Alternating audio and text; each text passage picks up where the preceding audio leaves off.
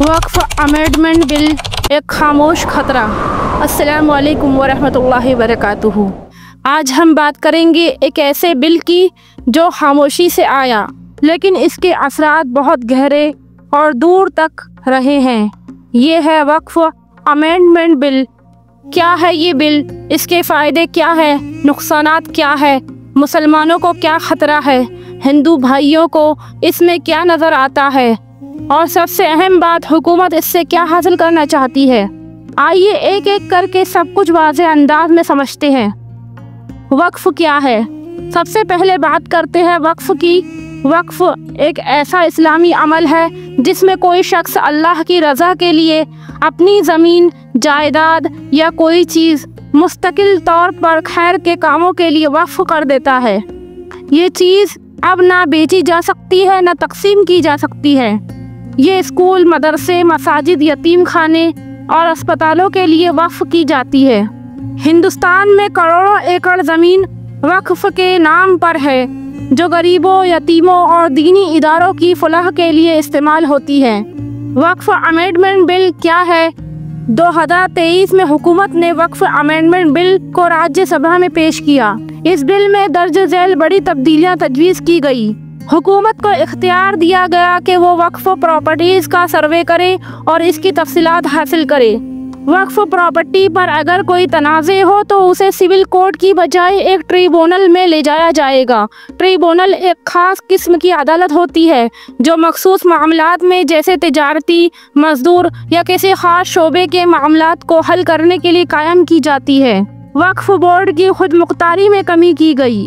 किसी ज़मीन को वक्फ करार देने के लिए सबूत मांगा जाएगा जो किसी पुरानी इमलाक के लिए मुहैया करना मुमकिन नहीं। इस बिल के फ़ायदे, सरकारी दावा। अब बात करते हैं हुकूमत के मौक़िफ़ की। हुकूमत कहती है कि वक्फ इमलाक की शफाफियत बढ़ेगी, नाजायज़ कब्ज़े और गलत इस्तेमाल को रोका जाएगा, अक़लियतों की जायदादों की हिफाजत की जाएगी। ज़ाहिरी तौर पर ये बातें अच्छी लगती हैं मगर हकीकत क्या है?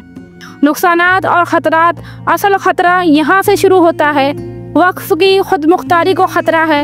वक्फ एक मजहबी मामला है।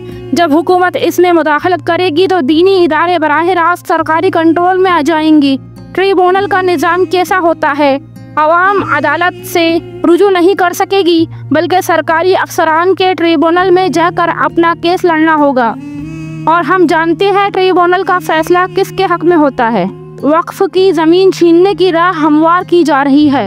अगर वक्फ की दस्तावेज़ात ना हो और अक्सर नहीं होती क्योंकि ये ज़मीनें 100-200 साल पुरानी होती हैं तो हुकूमत उसे नाजायज़ करार दे सकती है।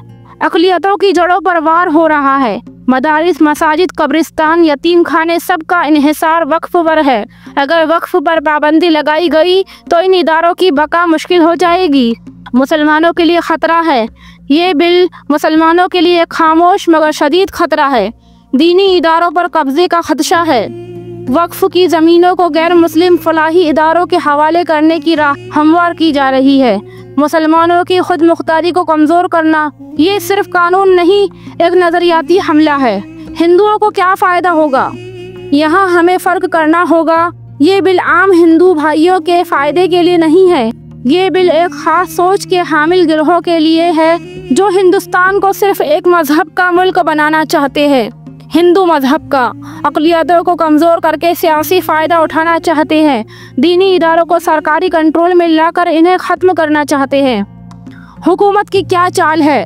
अब असल बात करते हैं। ये बिल कोई सोची समझी मंसूबा बंदी का हिस्सा है जिसके ज़रिए अक़लियतों के मजहबी और तालीमी इदारों को कंट्रोल किया जाएगा, उनकी ज़मीनें छीनी जाए और एक नया बयानिया कायम किया जाए कि सब कुछ सरकार के कब्ज़े में हो। यही चाल है। हमें क्या करना चाहिए? आगाही फैलाएं। हर मुसलमान, हर शहरी को इस बिल की हकीकत बताए। कानूनी जद्दोजहद करें। मुकला, उल्मा और तंजीमों को इकट्ठा होकर अदालतों में आवाज़ बुलंद करनी चाहिए। सियासत में बेदारी लाएं। अपने वोट से जवाब दे। जो हमारे हक में नहीं वो हमारे वोट के लायक नहीं। वक्फ को महफूज बनाए, रिकॉर्ड तैयार करे, दस्तावेजात जमा करे, कानूनी चारा जुई के लिए तैयार रहे।